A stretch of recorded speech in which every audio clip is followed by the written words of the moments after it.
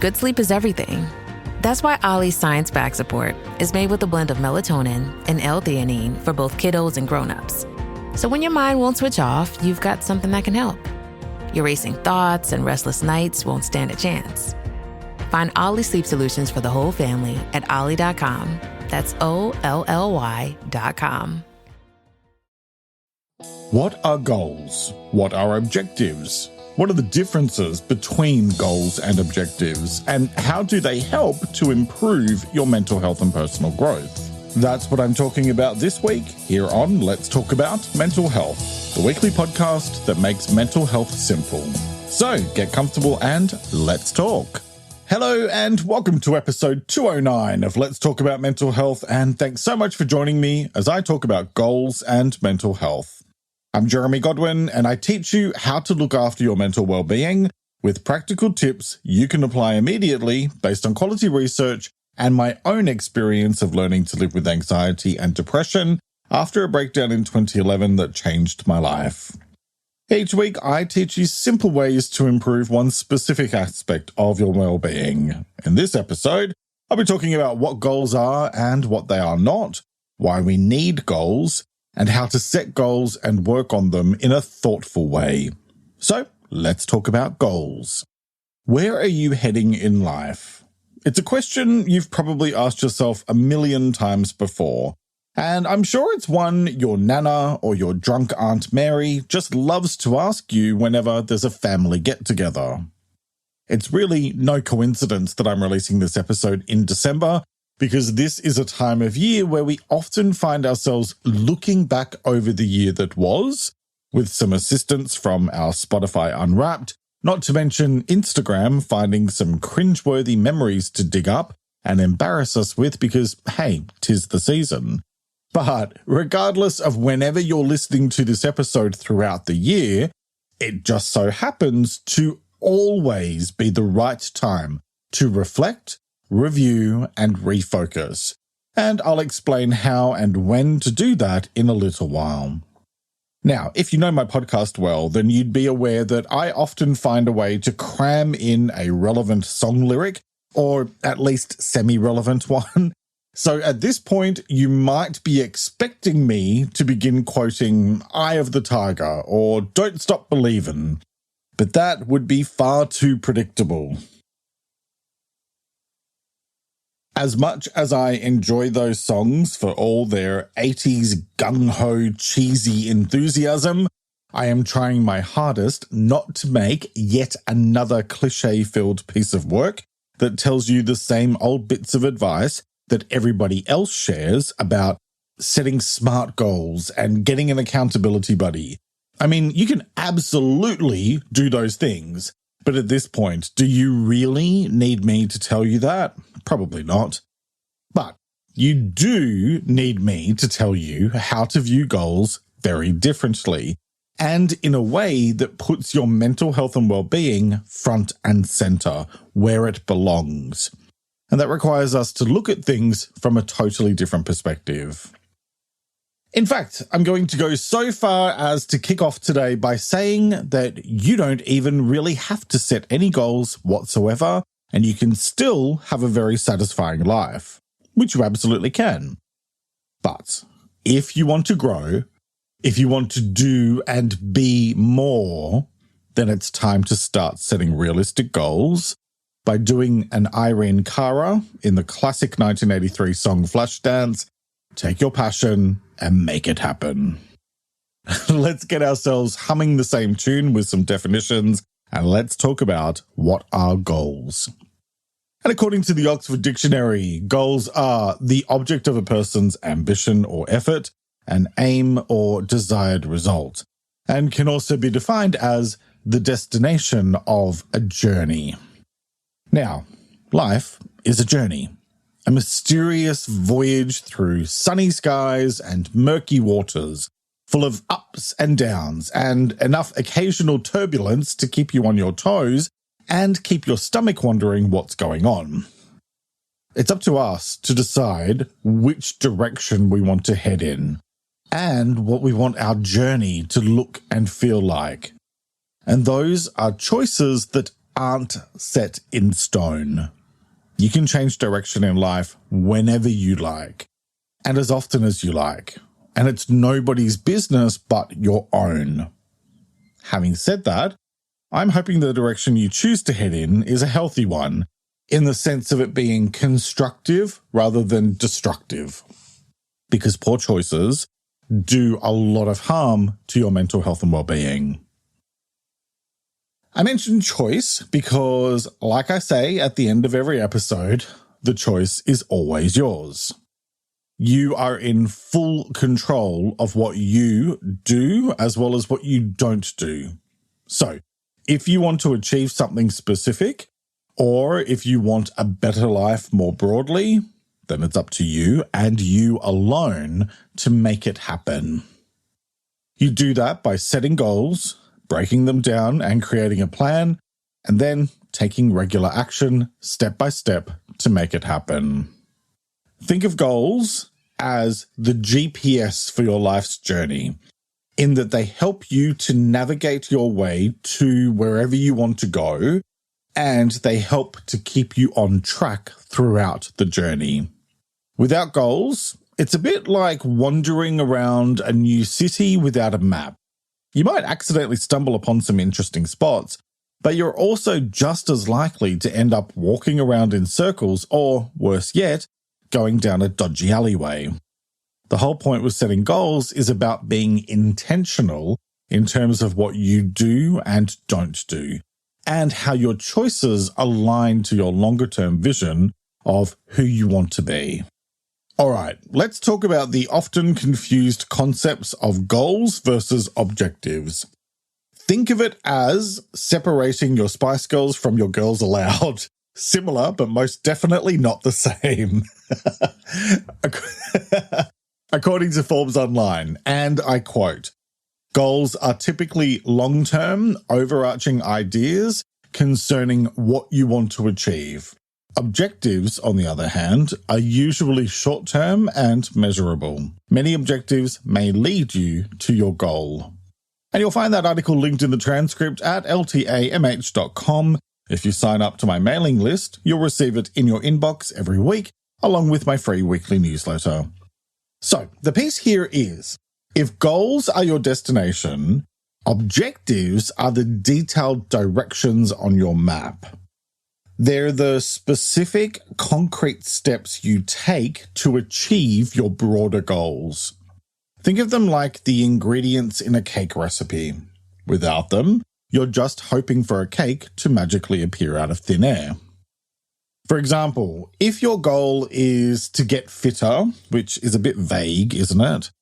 An objective to help you achieve that goal might be to jog for 30 minutes 3 times a week, which is specific and measurable. Goals give you the what and why, while objectives give you the how and when. I mentioned the why factor before, and I just want to share these few sentences from that same Forbes article I mentioned earlier. The quote is, "The why factor refers to the underlying purpose or motivation behind the goal. It represents the reason or significance behind pursuing a specific objective and helps provide clarity, motivation, and a sense of meaning to the goal." And again, that article is linked in the transcript. The reason why I shared that quote is that I want to make this point loudly and clearly. It's essential to know not only what it is that you're working towards in terms of your goals, but also why. And I'd argue that the why is the most essential part of that thought process. Why? Because a big part of making progress in life, a topic I covered in episode 200, is having a clear sense of the bigger picture and what feels authentic to you, rather than simply doing something or working towards something because it's what's expected of you, or what you're told to do, or what you think you have to do. True satisfaction in life comes from being true to yourself, and your goals should reflect that. When you approach your goals intentionally and with a strong sense of purpose and self-determination, you are setting yourself up for success. And on that note, let me very quickly point out what goals are not. They're not set in stone because you can choose to change direction at any time, and they're also not anybody's business but your own. Nobody can tell you what to do and how to live your life since it's your life. Just because someone else doesn't approve of your choices, that doesn't give them any power over you. My point of view of this is that as long as you're not harming anyone, including yourself, and you're being kind, you do you, and it's none of my business. So don't ever let anybody tell you who you're supposed to be or what you're supposed to do, because it's none of their business. And they should probably focus their energy on getting a life instead of meddling in someone else's. Okay, so now let's talk about why we need goals. Why do we need goals? Well, that's like asking why a ship needs a compass or why a story needs a plot. Goals give our lives direction, purpose, and meaning. Goals give us focus and direction, illuminating the path ahead like the headlights of a car at night. They help you to turn your attention to what's important, make thoughtful decisions, and allow you to navigate through distractions. Goals provide you with motivation and engagement. They help to get you out of bed in the morning with a clearer sense of purpose, pushing you forward when the going gets tough. Achieving goals, no matter the size, can boost your self-confidence and help you to recognize your abilities. That sense of achievement plays an enormous role in perseverance and helping you to keep going even when things might be challenging. The skills and experience that you gain from working towards your goals is invaluable for your personal growth. The more you learn, the more you grow. And beyond all of that, setting goals and working step by step to achieve them is how you create your future. Goals are the bridge between today you and future you.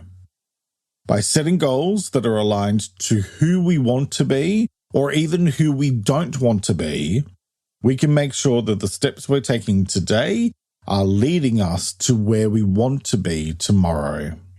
So let's talk more specifically about how goals influence your mental health. Like I said before, setting goals and working on them will help you to find a sense of direction and purpose. That's incredibly important for good mental health because being stagnant or having no real sense of where you're headed can feel depressing. And it's a bit hard to be positive and optimistic about life when you can't see what you're working towards.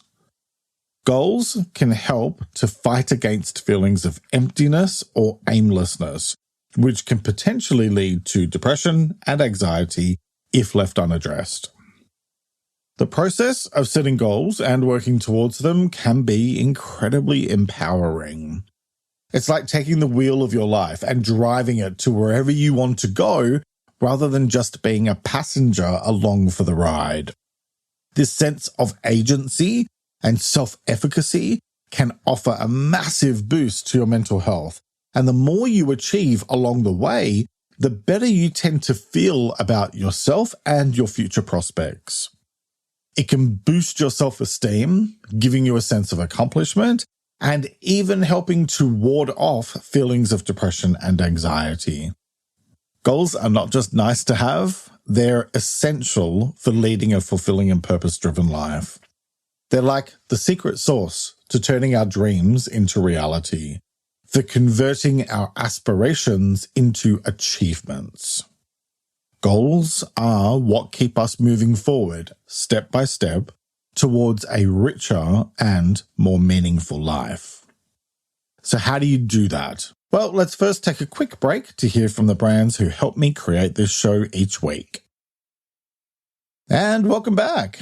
Now let's get into the how-to part of today's episode and let's talk about how to set goals and work on them. Okay, first, Start with what and why. And by that, I mean to figure out what it is you want to work towards, and most importantly, why.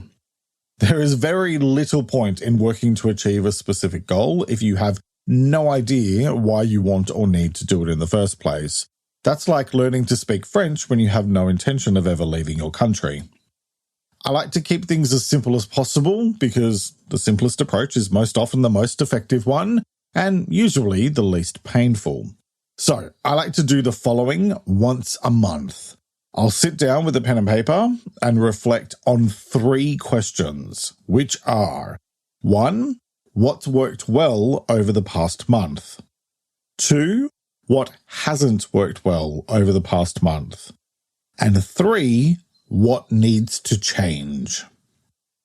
The answers to these 3 basic questions will give you a fairly clear idea of what you need to do more of, what you need to do less of, and what you need to either change or stop entirely. Okay, next, think big picture. Look, you can set goals for whatever you want and for whatever time frame you want. However, I strongly encourage you to think long-term about the type of life you want both now and in the future, and set your goals accordingly. For example, I know that I don't want to go back to working for someone else, and so that means I need to factor that into my thinking when I set goals in order to ensure I'm prioritizing that and looking after my long-term security. Think of it as keeping one eye on the next few months and the other eye on the next few years and beyond, and then figuring out how to connect the dots between both, hopefully without going cross-eyed or getting a migraine. One way to approach that is with my next point, be realistic. So, you want to be a pop star, but you're tone deaf, can't sing a note, get cranky if you're up past 9 p.m, and regularly find yourself letting out sayings like, "Ow, my hip." Well, I'm not going to say it's entirely impossible, especially since I well and truly tick all of those boxes, but there's a greater chance of me being hit in the face by a wet fish that just fell from the sky than there is of me getting on top of the pops. Actually, that was cancelled in 2006, and so now I'm really showing my age. Look, you can do and be anything you like with enough time, effort, and perseverance. However, you do need to consider any limitations that may be in your way. That might mean needing to work on overcoming those obstacles first, or perhaps you'll need to come at things from a different angle entirely. I may not be able to sing, but that didn't stop me from finding a different way to be creative for a living and putting my work out there for people to enjoy. Think about how you can set realistic and achievable goals to set yourself up for success, and be kind to yourself if things don't turn out the way you have planned or hoped. Okay, next, write your goals down. Once you've thought about what you want to achieve and why, now it's time to get serious. And you can begin that by putting pen to paper. Writing down your goals helps them to feel more tangible and real. Using this technique is helpful because it's a physical reminder of what you're aiming for, and it can serve as a motivational tool. You can do this by keeping a goal journal, putting notes up where you'll see them regularly, or perhaps even creating a vision board where you regularly see and update your goals. Okay, next, create SMART goals. The SMART framework has been around for quite a while, and I'm not going to spend long on it, purely because you can easily do a quick search and find thousands, if not millions, of resources to help you use it. But in a nutshell, it's a tool for effective goal setting where the word SMART stands for specific, measurable, achievable, relevant, and time-bound. Factor these 5 things into the goals you set so you're creating clear and actionable targets to aim for. For example, instead of saying, "I want to be healthier," a SMART goal would be, "I will walk for 30 minutes every day for the next month." You can do this by being as detailed as possible when defining your goals, ensuring they're realistic, and setting a deadline. Okay, next, break it down into smaller steps. Think of your goal as a puzzle. In order to solve it, you need to figure out all the pieces and work on it one step at a time. By taking that approach to your goals, it makes it far less overwhelming and much more achievable, not to mention more sustainable because there's a lower likelihood of you throwing in the towel when things feel too overwhelming. When you break things down into smaller steps and then work on them one step at a time, you have a clear roadmap for your journey, and you can also identify the steps you'll take along the way. Next, prioritize. I am notorious for having 50 different creative ideas at once and things I want to work on, but it's easy to become overwhelmed if you try to chase too many goals at once. Even my therapist keeps on reminding me to limit my focus so I don't overwhelm myself. Figure out what's most important and work on the main one or two things at a time to prevent you from spreading yourself too thin and to ensure that your energy is used effectively. After all, there are only so many hours in the day. List all of your goals and then rank them based on their importance and urgency. You can come back to the list and work on less urgent goals later. Okay, next, build habits. Because very often, the success of a goal comes down to the habits you form along the way. Incorporating habit building into your goal strategy is effective because consistent actions turn into habits, which naturally lead you closer to your goal. You can do this by identifying small actions that contribute to your goal and practicing them regularly until they become a natural part of your routine. And I covered routine in episode 175. Next, visualize success. Because visualization is like a rehearsal in your mind, and it's a tool regularly used by elite athletes. Imagine yourself achieving your goals. What does it look like, feel like, sound like? This practice really helps because it keeps you motivated and focused on the outcome. And you can do this by spending a few minutes each day closing your eyes and picturing yourself having achieved your goal. Okay, next, track your progress. Keeping tabs on your progress is like having a progress bar in a video game. It shows how far you've come and how close you are to your goal. Adopting this habit can provide a sense of accomplishment, and it also helps identify areas that need more attention. You can do this by using tracking apps, a journal, or even a simple checklist. Next, be flexible, because the path to your goal might not be a straight line, and that's okay. Being flexible means you can adapt to changes and obstacles and adjust your plans as needed. It allows you to tweak your plan without getting discouraged. Do this by regularly reviewing your goals and the strategies you're using to achieve them, and then make adjustments as needed. You may also find it helpful to come up with a plan B or even a plan C as well, so you can pivot if setbacks occur. And don't forget to ask for feedback and support from others if and when you need it. You don't have to do it all on your own. Okay, next, celebrate your progress. Recognizing and honoring your progress, no matter how small, is like giving yourself a pat on the back. It's important because it keeps you motivated, and it also acknowledges all the effort you've put in. You can do this by setting milestones within your goal and then celebrating when you reach them. And for tips on reflection and goal setting, watch my latest video. It's out now on YouTube and Spotify, and it's linked in the episode description. Because when it comes to goals and mental health, what it all boils down to is this. Setting and pursuing goals is like embarking on a thrilling and rewarding journey, one that shapes the very essence of your life. When you set thoughtful and realistic goals, take regular small steps to make progress, and allow yourself to be adaptable to change, you're empowering yourself to turn your dreams into reality. Every great achievement humanity has ever made started with the choice to try something. Each step you take is a step towards a more fulfilling and purpose-driven life. It's just up to you to choose to put one foot in front of the other to make it happen. The choice is yours, as it is with all things related to your well-being. So, what choice will you make today? Each week, I like to finish up by sharing a quote about the week's topic, and I encourage you to take a few moments to really reflect on it and consider what it means to you.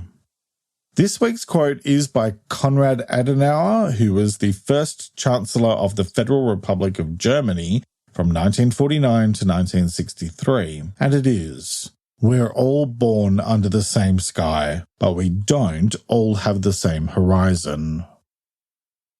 Let me repeat that. We're all born under the same sky, but we don't all have the same horizon. Alright, that's nearly it for this week. What's the main thing you're taking away from this episode? If you're listening on Spotify, you can answer in the Q&A section below.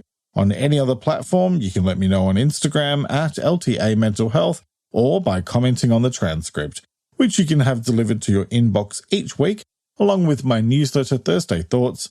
Sign up at ltamh.com or use the link in the episode description. Plus, if you'd like more tips, then follow me on my other Instagram account, it's Jeremy Godwin, and support my work, plus get early access to ad-free episodes on Patreon.